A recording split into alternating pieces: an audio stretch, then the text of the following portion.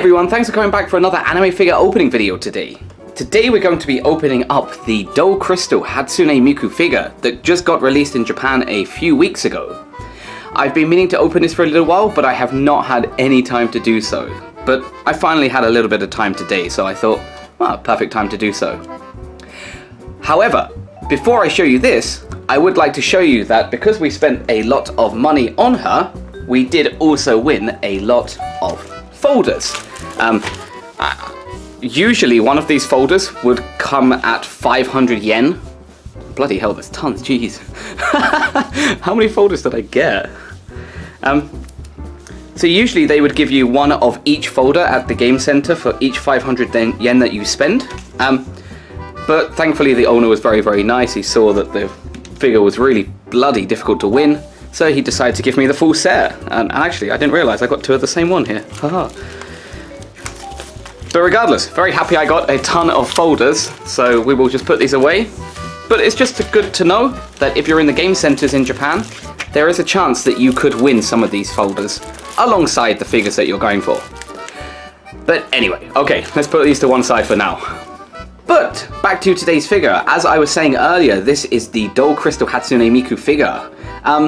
Let's take a quick look at the box. On this side you can see Miku putting one arm out, looking very, very cheery, and an adorable look on her face right there. Very nice. It says Doll Crystal here, and it also says Dorukuri, which is just the shortened version for Dorukuri. Japanese love to do things like this. And on the side we have again Miku here. It looks absolutely adorable. Here you have Miku from behind, just so you have another viewpoint. There's a bit of warning information here this time. And then on the other side there is just a close-up of the Miku figure herself. Yeah, I'm really excited to open this figure today because we don't have many figures that look like this. Usually we get the pre-cure figures that look a bit like this, but we haven't had our Miku, so why not, eh? And also, sorry, I didn't mention, at the top, you again have Doll Crystal with a beautiful kind of like girly pattern. That's very nice. And then on the bottom, the exact same thing. But okay, let's open her up. Okay, in with the knife. So as I mentioned earlier, this figure... Oh, what's that tape? Oh, the tape's undone already. So as I mentioned earlier, this figure cost us about 3,000 yen. She was pretty expensive, just because the machine wasn't very, very good. And we also spoke with one of the people that worked there. He tried it, his manager tried it. No one could move this bloody thing because it's very heavy. The whole goal was to move it around and then drop it down like this, which is why we have a bit of a dent in one of the corners here. But even the staff couldn't bloody do it. So yeah, that's how we got all of those folders. That's very nice. Doesn't really make up for all the money I spent, but hopefully the figure quality will. Alright, I'm blathering. Let's open her up and have a look inside. Oh, excellent. So she's in a plastic casing. Straight off we can see that. Let's pull her out. Oh my god, she's been dismembered. Oh, that doesn't look amazing. Oh, poor thing. Alright. Okay, bear with me a second. Let me kind of get everything a bit more unpacked and then we'll take a better look at everything here. 1 second. Okay, so let's start off with the stand. There you go, that's the stand. Straight off, I will point out this thing is absolutely tiny. I mean, on the base of my hand, it takes up just the palm. It's Diddy, and I don't have big hands, these are not massive. But this thing is so small, it's really kind of interesting. But as you can see on the front here, there is a lot of detail. There's a lovely bow here at the front, and even just in nice, adorable font, I suppose, Hatsune Miku written on the base. And there's a bit of a doily kind of pattern around the side. That's also very, very pretty, and that goes all the way around, all along the base. And on the back, we have a tiny bit of information, and I do not think the camera is going to be able to pick that up.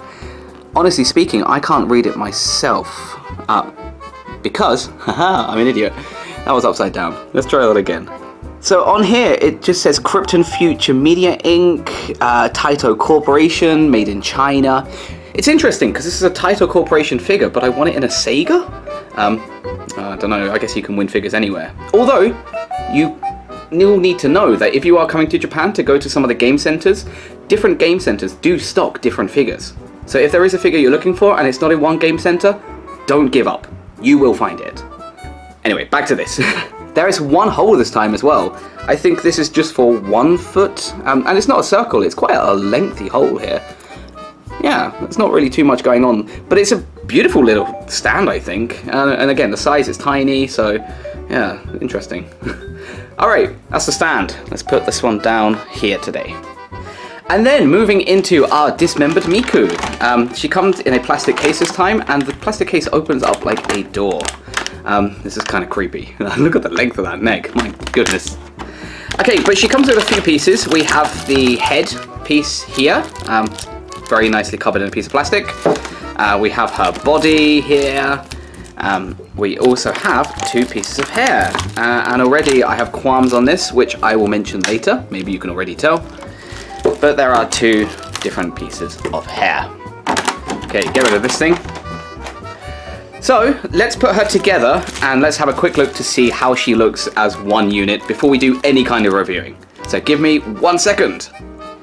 I know I'm putting her together at the moment, but I think she looks adorable even without the hair in. But anyway, I've got to stop playing around. I'll put the hair in now, bear with me. Okay, and here is Hatsune Miku in her full glory. Guys, before I get into any detail, I would like to say that this looks absolutely stunning. I'm really impressed just straight off at how it looks with all its detail, I suppose. And it's just very, very pretty. Even from behind, she looks adorable. But that's not why you're here. We're here to go into each piece by piece to have a look at some more detail of these figures. So let's get into this and have a look.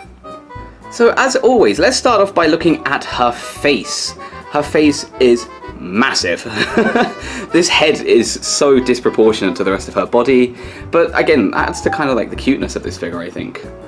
But she's got these 2 beautifully massive eyes with a little bit of a blue tint at the bottom. She's got her eyebrows, and I guess this is a crease between her eye and the eyebrow, like, well, most humans would have. Her nose sticks out a little bit, and you can also see that those teeth there on the figure are also just a set detail, because the mouth itself is also very, very pretty. Very, very nice detail on the face. And her hair as well is just typical Miku fashion, with the one main bang that comes down in the middle, and all other hair coming around the side. This is the same on the back, with her parting right down the middle, and an interesting detail here is that they've got all these different strands all going to the sides where her hair is put into her twin tails.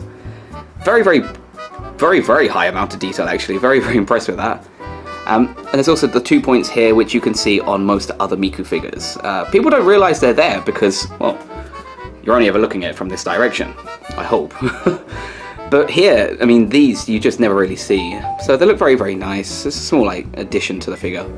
You can also see she's got a bow in each hair too. These have 2 pink stripes going along each side. The same with this side too. This is adorable, very, very cute. And it kind of hides the fact that the hair actually comes apart from the head. Very, very nicely. It conceals it in a very, very good way. But then her hair itself, I mean, this is absolutely adorable. It comes all the way down from the dark kind of purpley turquoise color that we always see from Miku, and it fades down into a purpley pink see-through color.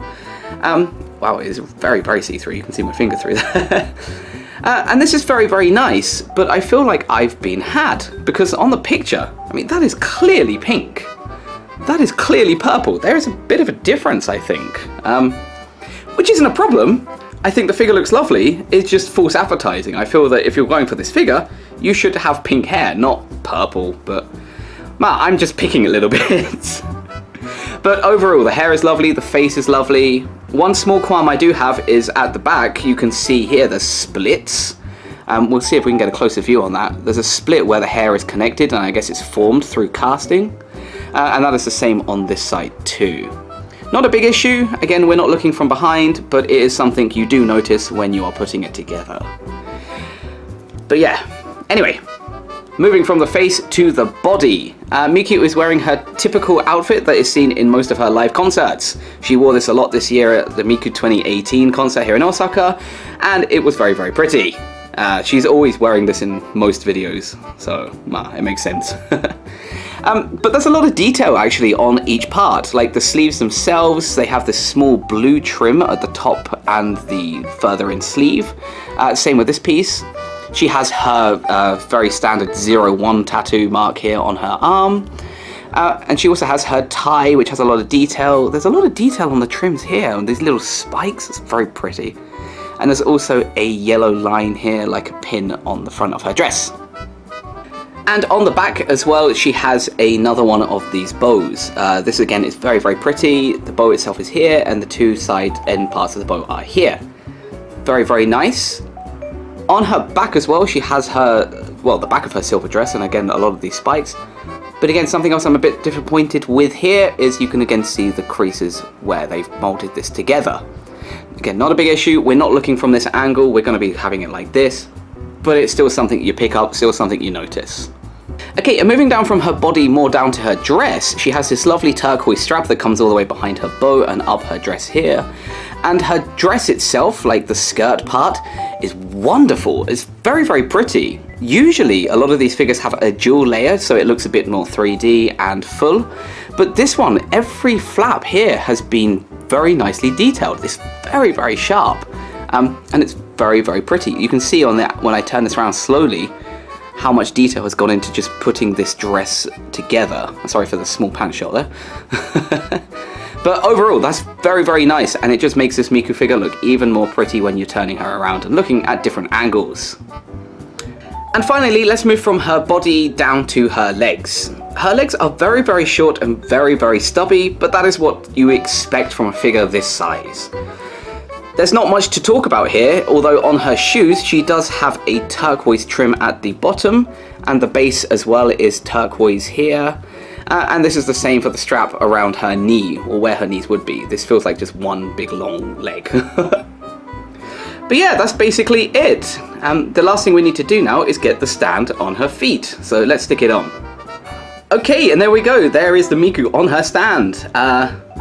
Honestly speaking, this is a very, very, very pretty looking figure. A few qualms, as I say, with the hair and her back, but there's not too much to talk about that's negative because it's a beautiful figure. Very, very happy with this one. So let's give you guys a bit more of a detailed look at her with some more pretty shots. So let's take a look.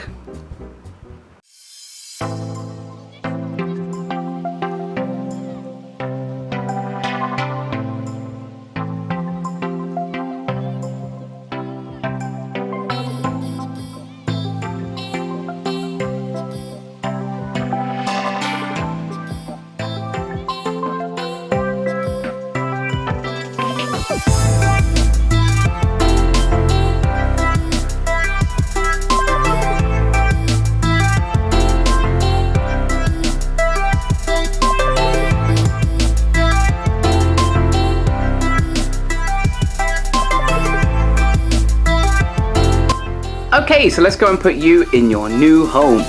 Let's go. So today we're not going to go too far. We're going to put her with one of the figures we won more recently, the Christmas Miku figure here. We made a big bit of space, but she doesn't really need it because her stand is absolutely tiny. Okay, but there you have it. That is this month's Dull Crystal Hatsune Miku figure. As I say, this figure costs about 3,000 yen to win in the game center, but I think you can pick her up cheaper online if you're lucky. So definitely check her out to see if you can find her. But hey everyone, thanks for coming back for today's video. If you enjoyed the video, give us a like, subscribe, hit that bell if you want to see videos coming out more, or at least actually see when the videos do come out.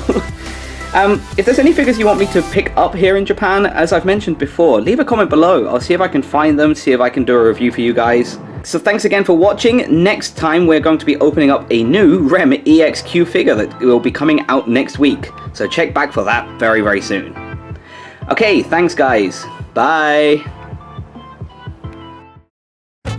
Hey everyone, thanks for checking out today's anime figure opening video. I hope you enjoyed it. We have a lot more anime figure opening videos that you can check out over here. We've also got some more anime figure opening videos coming to you very, very soon, so make sure you come back to check those out, and make sure you subscribe so you never miss an anime figure opening video. Thanks for watching.